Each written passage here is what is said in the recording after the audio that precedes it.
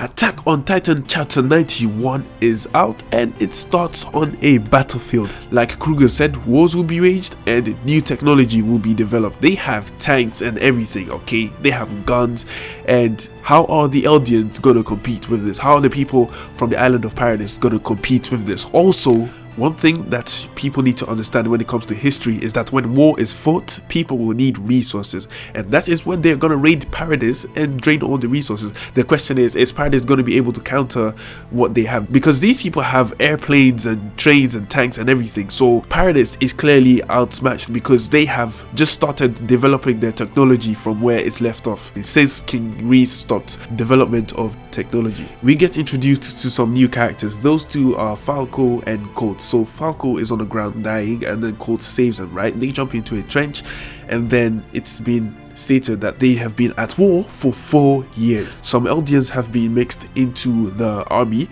and that is expected because in real history, immigrants or not, if you live in a country, you are supposed to fight for them. So it turns out that the Marley is fighting the Middle East Union military. Now, a union is a combination of two or more people, right? So they are fighting people who have teamed up to take down the Marley.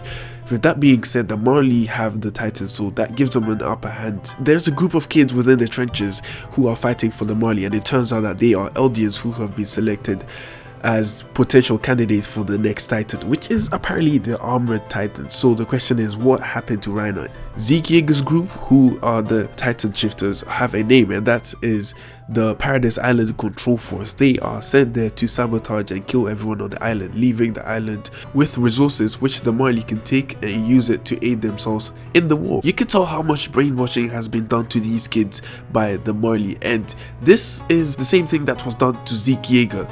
They obviously believe that the Eldians who live outside the Marley and within the island of Paradise are all devils, so they will go and destroy them to free the Eldians in the Marley, but that is all propaganda. So Colt, who I think is the person in charge of this whole operation, says, let's release Agito and Shariki. Who are these two? I'm guessing that they are Titan shifters, and one of them was the one who ended up destroying their enemies at the end of the chapter. 800 Eldians have been put in front of the battlefield to fight for the Marley. They don't obviously like the Eldians, so they are pushing them in front of the battlefield so they die first. From the information we got, it has been 9 years since they actually started the plan to retrieve the coordinates from Eldia. That means 3 years has passed since Eren and the rest discovered the sea, meaning that Eren has 5 years to live and Armin has 9. The plans to retrieve the coordinate has been postponed because they are too busy fighting the Union. Apparently the Marley's power lies mostly within the Titans, because that is a power which they have. It's exclusive to their military, making them unique and different. Since they are postponing their plan, that gives the Eldians more time in Paradise to plan for their attack against the Marley. However, I don't think it's going to be enough time because the Marley are far ahead of the Eldians in Paradise. Apparently Colt would have gotten the Beast Titan if he wasn't so stubborn, so that confirms that Zeke Yeager has already died since his 30 years of being a Titan shifter has run out. Reiner is nowhere to be seen, and since his Titan serum is about to be given to someone else, I'm guessing that he is dead as well. Maybe he has been stripped of his power since he failed to carry out the mission in Paradise. With that being said, apparently 1 out of the 800 Eldians will be selected to become the Armored Titan. So the character Gabi decides to prove herself by risking her life to take down the tanks. If you take a close look at the explosives that she is holding, you will see that they are modeled after the stick grenades which were used in the World War I period. But in her case, she has combined them all together to make it look like the anti-tank grenade which were used to take down tanks during World War I. So clearly the war is inspired by World War I, and it also tells us that they are within that period of time. Gabi decides to strip naked, which causes Falco to blush, but it was for the effect of surprise which ended up working, thus allowing her to throw the tank grenade that she created out of the stick grenade in the tank.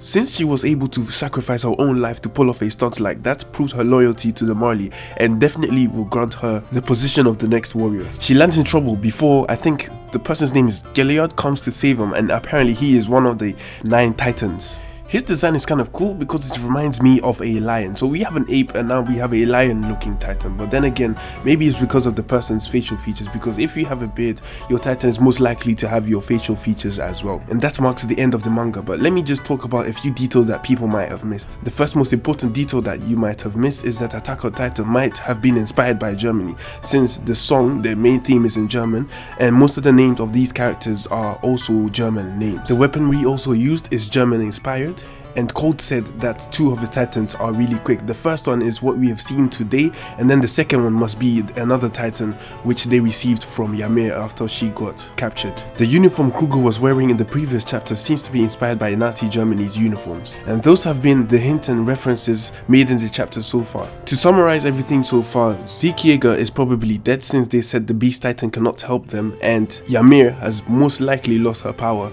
due to the fact that they have 2 more new Titans available who are apparently quick, and her Titan was relatively quick. Zeke told Eren that he will be back for him, but that doesn't seem like it's gonna happen since he is probably passed away. And lastly, this chapter is a reminder that new candidates for the Titans will always be selected. Remember, Reiner and Berthold were given a serum when they were little and trained to become the Paradise Island Control Force in order to regain the coordinate, but now the fact is that it has been a long time since that has happened, meaning that Reiner's time has probably expired since he is the only one left out of the entire team which were sent there. With that being said, that concludes my analysis review. Like this video if it entertained you, and if you got some information out of it, subscribe obviously and share the video so everyone can see it, because you know I like that. And don't forget to check out some of my fun videos when this video ends. With that being said, I have nothing more to say. Bye!